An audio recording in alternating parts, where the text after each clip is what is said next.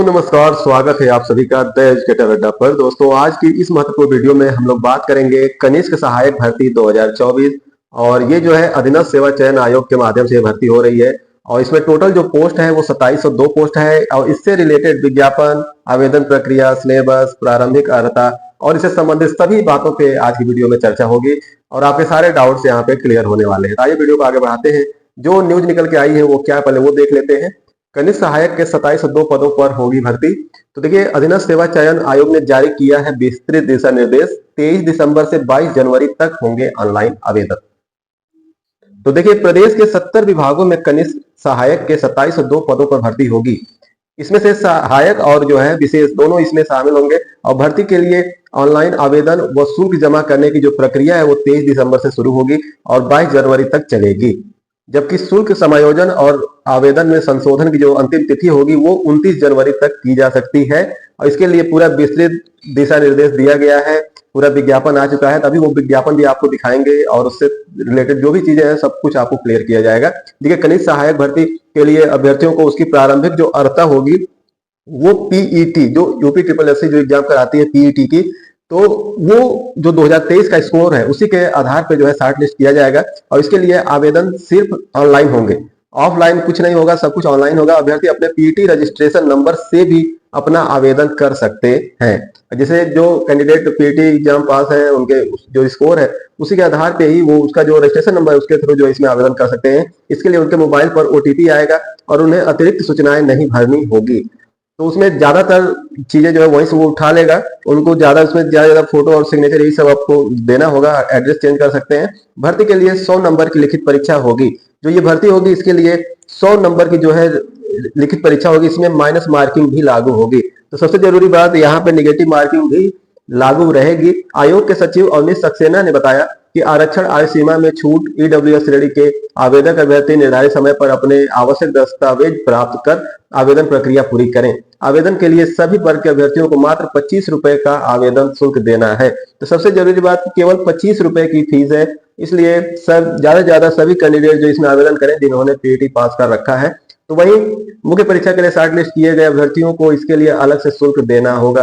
तो जिन्हें मुख्य परीक्षा के लिए शॉर्ट लिस्ट जो किया जाएगा उनके लिए अलग से पैसा भी देना होगा। सचिव ने कहा कि अभ्यर्थी पूरी तरह भरे हुए आवेदन पत्र का प्रिंट आउट निकाल कर रख लें अपने पास सुरक्षित। इसे जब भी आयोग आपको मांगेगा उसके समझ जो है आपको दिखाना होगा।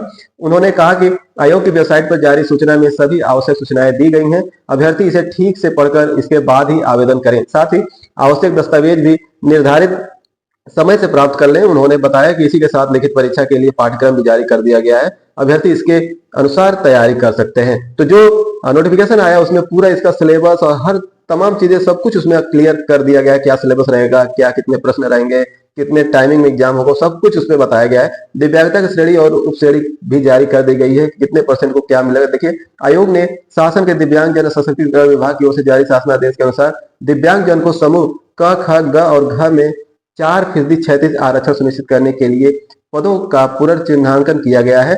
दिव्यांग अभ्यर्थी अपनी श्रेणी के आवेदन जो है पत्र में दिव्यांगता की श्रेणी एवं उप श्रेणी को चिन्हित करते हुए अपडेट करें। दिव्यांगता में दृष्टिहीनता, कम दृष्टि, बधिर, श्रवण शक्ति में ह्रास, एक हाथ प्रभावित, एक पैर प्रभावित, दोनों पैर प्रभावित, प्रमस्तिष्क घात और रोग मुक्त कुष्ठ, बौनापन, एसिड अटैक, प्रभावित पेशी, दुष्ट कोपण, बहुत दिव्यांगता, बौद्धिक दिव्यांगता, दोनों हाथ प्रभावित आदि शामिल है। तो ये जो दिव्यांग कैंडिडेट होंगे उनके लिए 4% आरक्षण की यहाँ पे बात की गई है।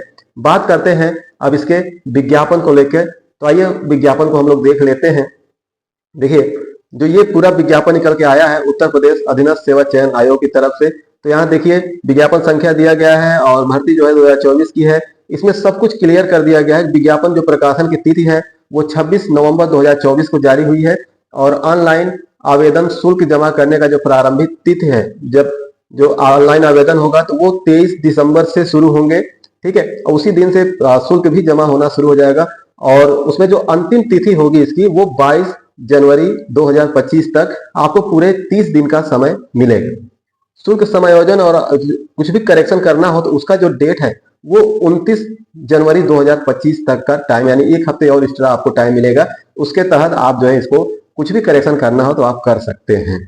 ठीक है। कुछ मुख्य बातें जो इस भर्ती से रिलेटेड है, देखिए इसमें साफ साफ कहा गया है, जो प्रमुख कथन है वो है उपयुक्त विज्ञापन के सापेक्ष आवेदन सबमिट करने व शुल्क जमा करने की जो अंतिम तिथि है वो 22 जनवरी 2025 है। इस तिथि के बाद कोई आवेदन और शुल्क स्वीकार नहीं किया जाएगा। अभ्यर्थी द्वारा अपने आवेदन पत्र का प्रिंट आउट तब तक नहीं निकाला जा सकेगा जब तक उसके द्वारा जमा शुल्क का समायोजन बैंक द्वारा नहीं कर दिया जाता।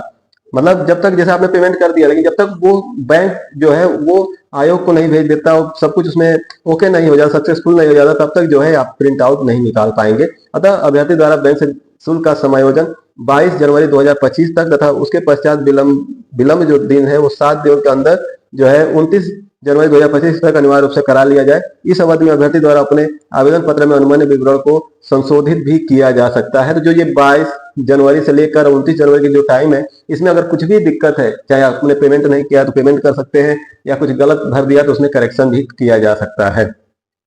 बात करते हैं इसके अलावा, तो देखिए इसमें जो है जो टोटल 2702 पोस्ट हैं कनिष्ठ सहायक है, तो उसमें 2568 जो है सामान्य चयन से होंगे और 134 जो विशेष चयन के पद हैं। ठीक है। और इसमें जो पीटी अनिवार्य है, पीटी 2023 के स्कोर के आधार पे ही जो है इसमें शॉर्ट लिस्ट किया जाएगा। और इसमें एक चीज और जोड़ा गया है, प्रारंभिक अर्हता 2023 में वास्तविक स्कोर अथवा नॉर्मलाइज स्कोर में 0 या इससे कम या नकारात्मक प्राप्त करने वाले अभ्यर्थियों को शॉर्टलिस्ट नहीं किया जाएगा। यानी कि अगर कोई 0 या उससे कम नंबर वाले हैं तो उनको बिल्कुल भी इसमें मौका नहीं मिलेगा।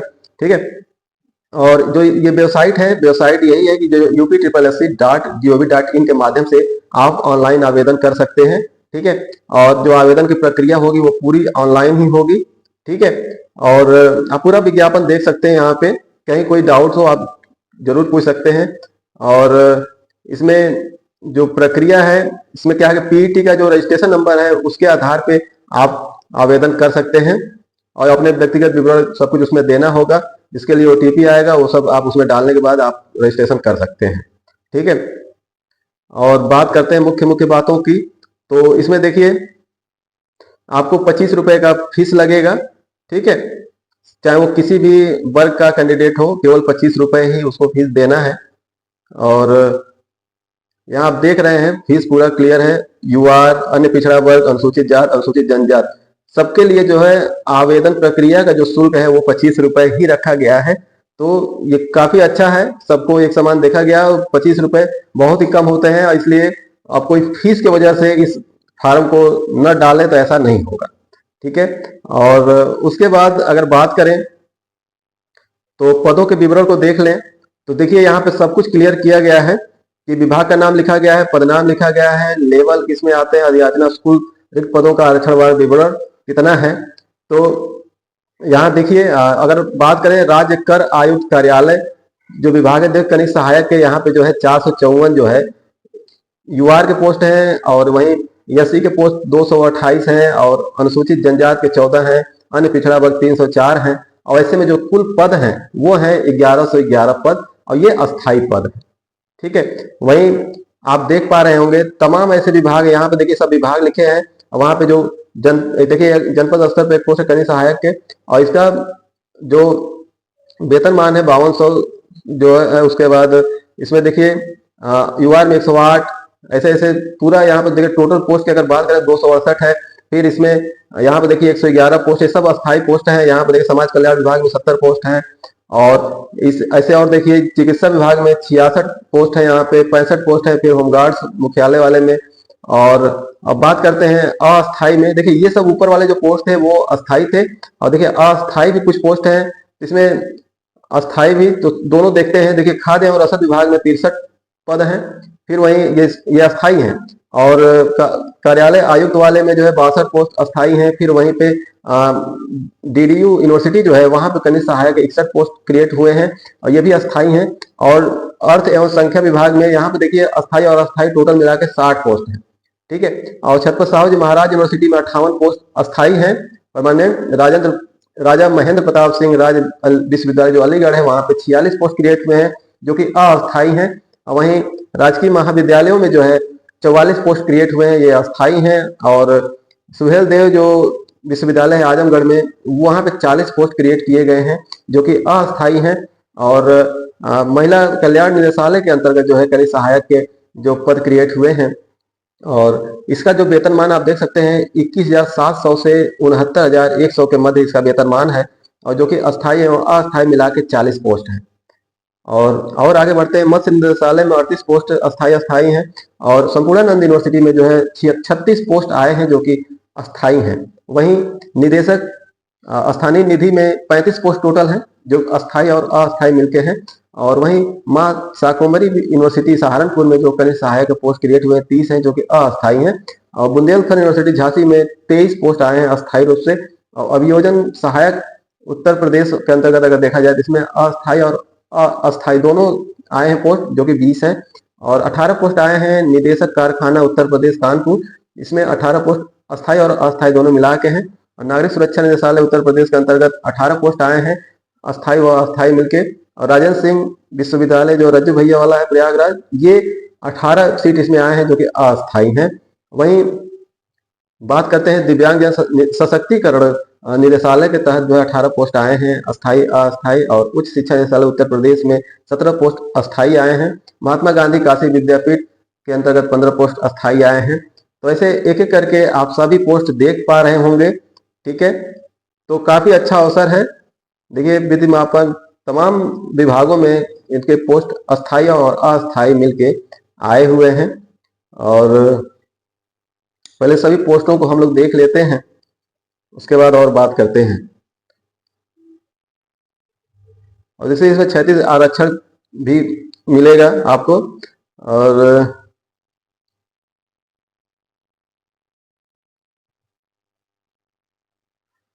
तो जो भी साथी पीटी एग्जाम 2023 वाला पास हुए हैं तो वो उसके नंबर के आधार पे जो है आप आवेदन कर सकते हैं। और इसमें देखिए दिव्यांगता के भी जो संबंधित विवरण है इसमें सब कुछ दिया है, ब्लाइंड, फिर लो विजन, डीप, तो तमाम प्रकार के इसमें कई वर्ग में बांटे गए हैं। और आरक्षण संबंधी अगर प्रावधान की बात करें तो जो भी आरक्षण का जो प्रावधान है उत्तर प्रदेश के अनुसूचित जातियों मतलब SC ST और OBC के लिए और आर्थिक रूप से कमजोर वर्ग यानी EWS के लिए वो यहाँ पे मान्य होगा।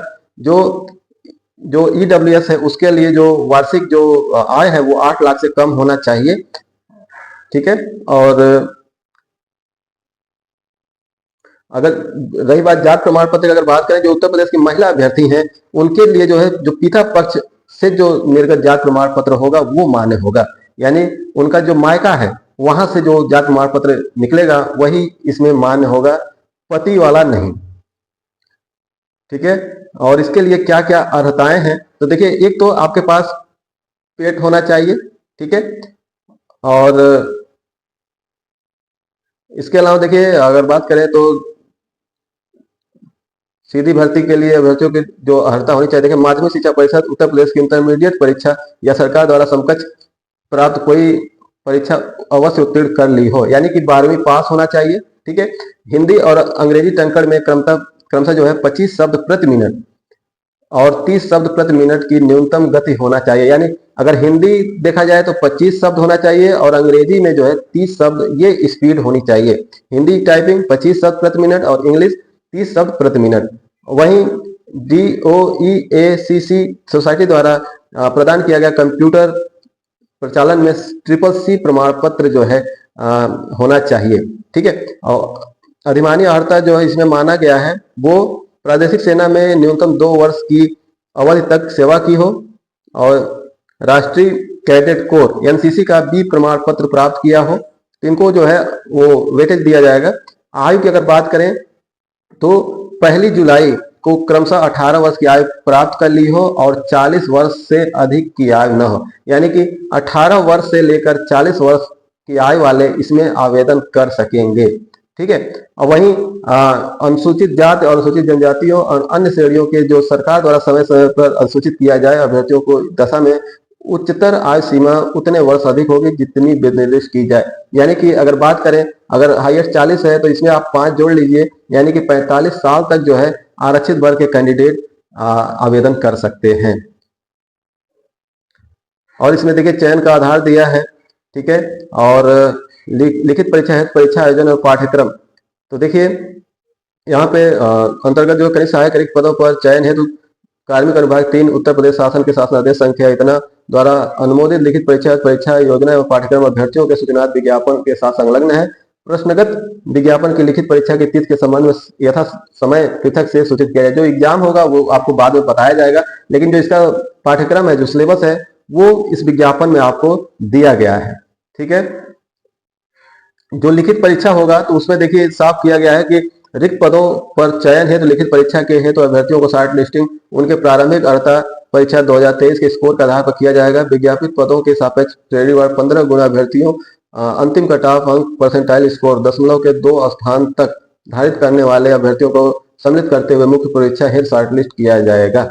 और यह परीक्षा एक से अधिक पालियों दिवसों में आयोजित की जाती है, तो अभ्यर्थियों के तुलनात्मक मूल्यांकन स्कोर नॉर्मलाइजेशन की प्रक्रिया लागू होगी। इसमें पहले ही सब कुछ क्लियर कर दिया गया है कि 15 गुना अभ्यर्थियों को मौका दिया जाएगा एग्जाम में, और इसमें जो है अगर एक से अधिक पालियों में एग्जाम होता है तो वहां पे नॉर्मलाइजेशन की प्रक्रिया लागू की जाएगी। ठीक है, इसमें कुछ मुख्य जो और बातें की गई हैं, एक तो उत्तर प्रदेश के आरक्षित श्रेणी के सभी अभ्यर्थी आवेदन में अपनी श्रेणी अवश्य चिन्हित करें। इसको आप लोग ऐसे देख सकते हैं। ठीक है, इस भर्ती से रिलेटेड अगर आपको कहीं से भी कुछ भी अगर समझ में नहीं आता है तो आप कमेंट बॉक्स में पूछ सकते हैं कि सर इसमें कैसे होगा। देखिए इसका जो क्या क्या इसमें पूछा जाएगा तो आप देख सकते हैं। यहाँ पे लिखित परीक्षा एक पाली की होगी, जिसमें प्रश्नों की जो संख्या होगी वो 100 होगी, समय अवधि 2 घंटे का होगा। तो देखिए एक पाली में पेपर होगा, 100 प्रश्न होंगे और 2 घंटे का पेपर होगा। परीक्षा से प्रश्न वस्तुनिष्ठ और विकल्पी प्रकार के होंगे। प्रत्येक प्रश्न 1 अंक का होगा। लिखित परीक्षा है तो ऋणात्मक यानी नेगेटिव मार्किंग दिए जाएंगे, जो प्रत्येक गलत उत्तर पर प्रश्न के पूर्णांक का 1/4 यानी 0.25 का या 25% अंक होंगे। तो देखिए जो एक पाली में पेपर होगा, ठीक है, दूसरी महत्वपूर्ण चीज 100 प्रश्न होंगे और जो है जो टाइम मिलेगा आपको 2 घंटे का टाइम मिलेगा। ठीक है, निगेटिव मार्किंग होगी 1/4 यानी कि 25% आपका जो है यहाँ पे ऋणात्मक अंक इसमें रहेगा। मतलब 4 गलत प्रश्नों के साथ एक सही आपका जो उत्तर रहेगा वो वहां पे कट जाएगा। ठीक है, अब आप बात कर लेते हैं जो परीक्षा योजना है उसमें क्या क्या रहेंगे। देखिए भाग 1 में रहेगा हिंदी, परिज्ञान और लेखन योग्यता। इसमें जो है देखिए प्रश्नों की जो कुल संख्या है वो 30 रहेंगे, और क्योंकि हर प्रश्न 1 नंबर का है तो 30 प्रश्न 30 नंबर के रहेंगे। भाग 2 में सामान्य बुद्धि परीक्षण जो है वो 15 प्रश्न रहेंगे 15 नंबर के, और भाग 3 में सामान्य जानकारी रहेगा, इसमें 20 प्रश्न रहेंगे 20 अंकों के। और भाग 4 में कंप्यूटर एवं सूचना प्रौद्योगिकी की अवधारणाओं एवं इस क्षेत्र में समसामयिक प्रौद्योगिकी विकास एवं नवाचार का ज्ञान 15 प्रश्न रहेंगे 15 अंक के। और भाग 5 में उत्तर प्रदेश राज्य से संबंधित सामान्य जानकारी रहेंगे 20 प्रश्न। तो देखिए हिंदी जो है 30, सामान्य बुद्धि परीक्षण 15, सामान्य जानकारी 20, कंप्यूटर से 15 और यूपी समसामयिक की अगर बात करें तो 20। तो ऐसे में टोटल प्रश्न रहेंगे 100 और 100 अंक के ही रहेंगे, और टोटल आपको 120 मिनट यानी कि 2 घंटे का टाइम दिया जाएगा। और निगेटिव मार्किंग जो है 25% बोल सकते हैं या 1/4 रहेंगे, यानी कि 4 गलत पे 1 सही भी माइनस हो जाएगा। बात कर लेते हैं इसमें क्या क्या पूछा जाएगा। तो पूरा सिलेबस आपको यहाँ पे दिया गया है, हिंदी में क्या क्या आएगा। ठीक है, इंटरमीडिएट स्तर का आपका हिंदी का पाठ्यक्रम रहेगा। सामान्य बुद्धि परीक्षा से क्वेश्चन रहेंगे, सामान्य जानकारी से रहेंगे, कंप्यूटर से क्या क्या चीजें पूछी जाएगी वो सब कुछ यहाँ पे आपको दिख रहा होगा। और जो उत्तर प्रदेश समसामयिक जानकारी है उसमें देखिए क्या क्या चीजें रहेंगी। तो उसमें ज्यादातर देखिए इतिहास और भूगोल से ही रिलेटेड चीजें रहती हैं, और थोड़ा सा राजनीति भी रहेगा, समसामयिक घटनाएं रहेंगी। तो ये सब कुछ आप यहाँ देख पा रहे होंगे। और उसके बाद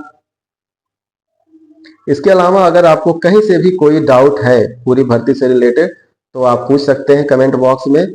तो ये पूरा विज्ञापन जो है आपको दिखाया गया यहाँ पे, और जो भी योग्य उम्मीदवार हैं वो जो है इसमें समय से आवेदन करें। ठीक है, आपके उज्जवल भविष्य के लिए हम कामना करते हैं, और इसी के साथ लेते हैं आप सभी से विदा। मिलते हैं एक नए अपडेट के साथ, तब तक के लिए आप सभी को जय हिंद।